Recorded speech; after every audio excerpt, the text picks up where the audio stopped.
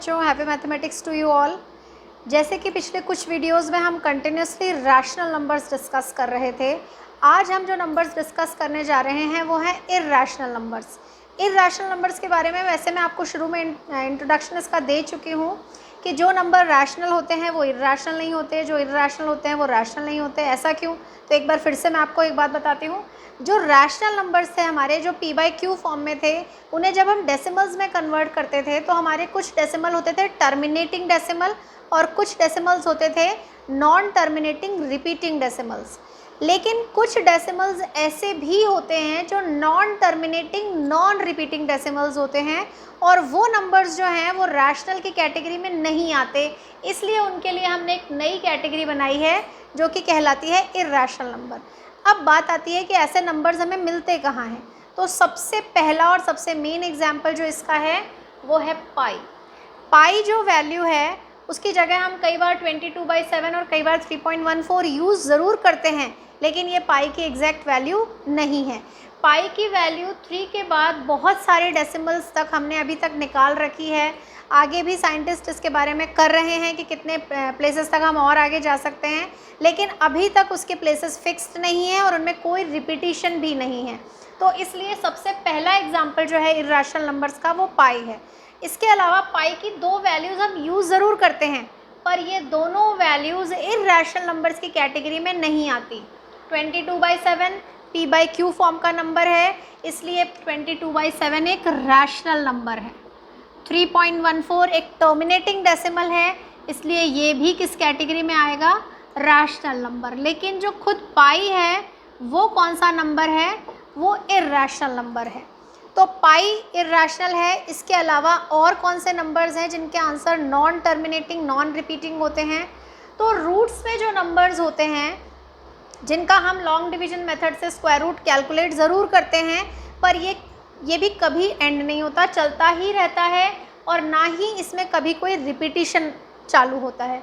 तो इसमें कुछ एग्जांपल्स हैं, जैसे √2 है, √3 है, √5 है। √4 इस कैटेगरी का नंबर नहीं है। ऐसा क्यों? क्योंकि आप जानते हैं 4 का स्क्वायर रूट तो हम कैलकुलेट कर सकते हैं, दैट इज़ 2। तो 2 रैशनल नंबर है, इसलिए √4 भी रैशनल है। तो इसका मतलब ये हुआ कि रूट्स के अंदर जो नंबर हैं उनकी पावर हम कैंसिल कर सकें, ऐसा नहीं होना चाहिए। ऐसे कोई भी नंबर हैं जिनकी पावर सॉल्व नहीं हो सकती तो फिर वो नंबर इर्रेशनल नंबर की कैटेगरी में आते हैं। जैसे मैंने यहाँ √2 आपको सॉल्व करके दिखाया है। कैसे सॉल्व करते हैं हम? 2 है, 1 1 1 लिया, 2 में से 1 सब्ट्रैक्ट किया, 1 कॉपी किया। यहाँ का रूल होता है कि इन दोनों डिजिट्स को प्लस किया जाता है, तो 1 + 1 2 हो गया। अब डेसिमल के बाद हमारे पास तो कोई चीज़ें हैं नहीं, तो हम वहाँ पे पेयर्स में ज़ीरो यूज़ कर सकते हैं। तो मैंने एक पेयर ऑफ ज़ीरो लिया है और 2 ज़ीरो नीचे कॉपी कर लिए। 2 के आगे कुछ ऐसा नंबर मैंने जोड़ा है कि जिससे ये प्रोडक्ट या तो 100 हो या फिर 100 से कम हो, ज़्यादा नहीं होना चाहिए। तो मुझे वो नंबर मिला 4। 24 4 ज़ा 96 हो गया। यहाँ पे आने के बाद हमने इसमें फिर से 4 ऐड किया, तो 24 और 4 को ऐड किया तो ये आंसर हो गया हमारा 28। यहाँ पे 100 में से 96 माइनस किया तो हमारे पास 4 आया। अब हमें फिर से एक पेयर कॉपी करना है, तो 0 का एक पेयर मैंने कॉपी किया। अब 28 के आगे कुछ ऐसा जोड़ना है कि जो प्रोडक्ट आएगा वो 400 से कम होना चाहिए, तो एक ही पॉसिबिलिटी है 1। तो 1 यहाँ मैंने लिखा, 281 आया। यहाँ पे जो 281 1 ज़ा 281 है, ये 1 हमने अगेन यहाँ पे ऐड किया, 282 बन गया। इनको माइनस किया, 119। फिर से एक पेयर ऑफ ज़ीरो कॉपी किया तो हमारे पास 11900 हो गया।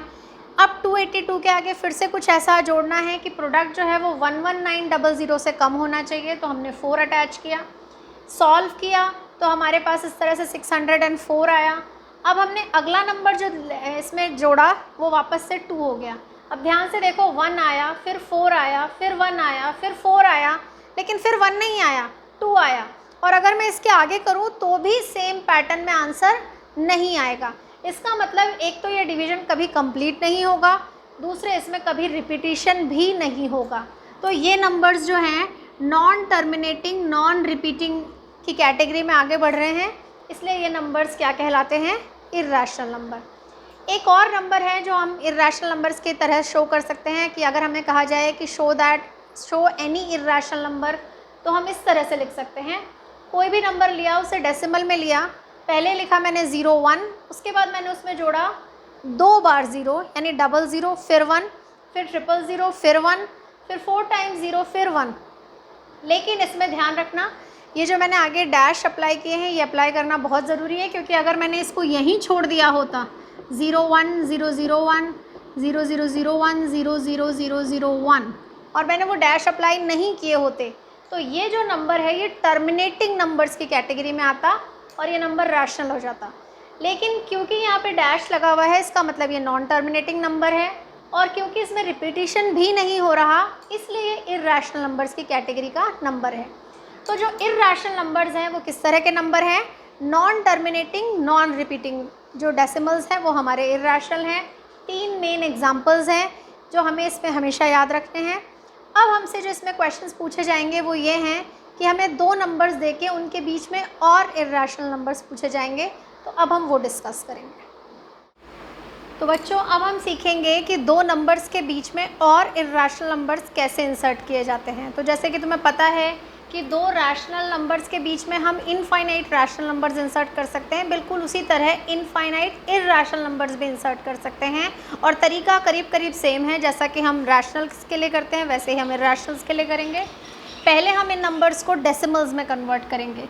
तो 0.3 को जब हम डेसिमल में कन्वर्ट करेंगे ये 0.3 बार हो जाएगा, और जब 1/2 को करेंगे तो ये 0.5। अब अगर मैंने आपसे पूछा कि इनके बीच में कितने नंबर्स पॉसिबल हैं, तो आंसर है इनफाइनाइट। किस तरह से कि ये जो नंबर है ये है 0.333 एंड सो ऑन, और ये नंबर है 0.5। तो इनके बीच में जो नंबर्स हैं उसमें से पहली डिजिट दोनों में 0 सेम है तो 0 ही रहेगी। नेक्स्ट डिजिट इसमें 3 है और इसमें 5, तो हमारे पास चॉइस है, या तो हम 3 ले सकते हैं या हम 4 ले सकते हैं। मान लीजिए मैंने 3 ली। अगर मैंने 3 ली है तो क्योंकि अब जो हमारा नंबर है वो इससे ग्रेटर होना चाहिए, इसलिए नेक्स्ट डिजिट इससे बड़ी होगी। तो 3 से नेक्स्ट 4 ले सकते हैं, 5 ले सकते हैं, 6 ले सकते हैं, 7 ले सकते हैं, और अगर हम चाहें तो हम 0.3 की बजाय 0.4 भी ले सकते हैं। तो इस तरह हमारे पास इनफाइनाइट चॉइसेस हैं। ये तो मैंने 2 डिजिट्स में बताई, हम 3 डिजिट्स में ले सकते हैं, 4 डिजिट्स में ले सकते हैं। तो इनफाइनाइट नंबर्स, हम ये जो नंबर्स मैं यहाँ पे लिख रही हूँ ये रैशनल है। अब हम इन्हीं नंबर्स को इर्रेशनल में कन्वर्ट करेंगे। वो किस तरह? 0.34, नेक्स्ट नंबर मैंने फिर से 3 यूज़ किया 2 बार, फिर मैंने 4 फिर से 1 बार यूज़ किया, फिर मैंने 3 बार यूज़ किया, फिर 4 आया, फिर 3 आया, एंड सो ऑन।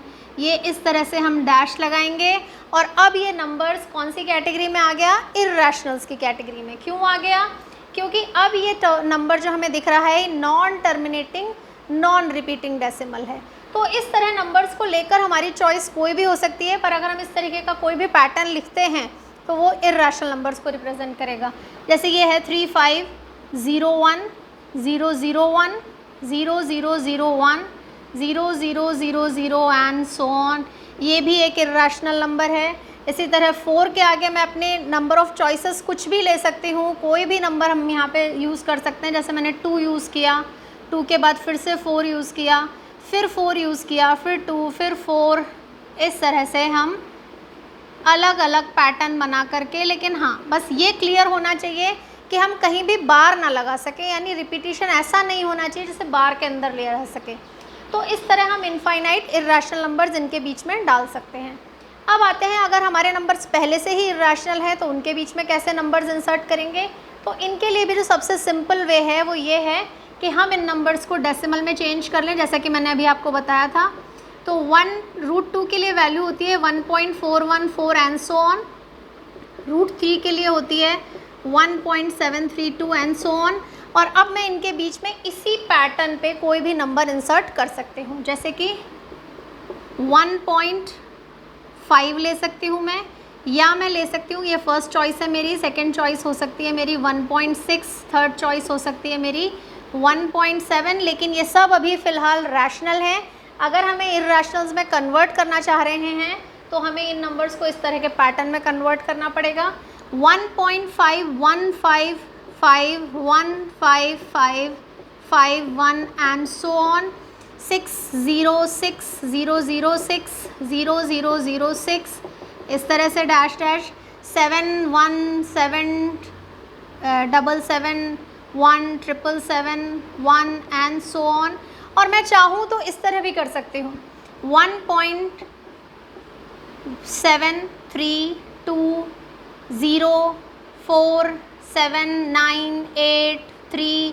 अपने मर्ज़ी से मैंने यहाँ पे कोई भी नंबर लिखा, मैं किसी भी नंबर को किसी भी पैटर्न की फॉर्म में शो नहीं कर सकती, यानी मैं इस पर बार नहीं लगा सकती। तो इस तरह से हम दो रैशनल नंबर्स के बीच में बहुत सारे इर्रेशनल नंबर्स इंसर्ट कर सकते हैं। तो अब आप लोग जो अपनी एक्सरसाइज सॉल्व कर सकते हैं वो है एक्सरसाइज 1.3। तो वो एक्सरसाइज तो सॉल्व करनी ही है, साथ में क्योंकि इस तरह के क्वेश्चंस की हमें ज़्यादा प्रैक्टिस की ज़रूरत है, तो मैं इस वीडियो के साथ आपको एक शीट भी दूंगी। उस शीट को आप सॉल्व करेंगे तो आपके पास इस तरह के क्वेश्चंस की बहुत अच्छी प्रैक्टिस हो जाएगी। तो ये सारा जो टॉपिक है इसे आज हमें प्रिपेयर करना है। इसके बाद हम नेक्स्ट क्लास में नेक्स्ट टॉपिक डिस्कस करेंगे जो कि है रैशनलाइजेशन। तो इसलिए मैं चाहती हूँ जब हम वो टॉपिक स्टार्ट करें उससे पहले ये टॉपिक आपका अच्छे से स्ट्रॉन्ग होना चाहिए। तो बहुत अच्छे से प्रैक्टिस कीजिए, और अगर आपको मेरा वीडियो पसंद आया तो please like share and subscribe कीजिए। Happy mathematics to you all.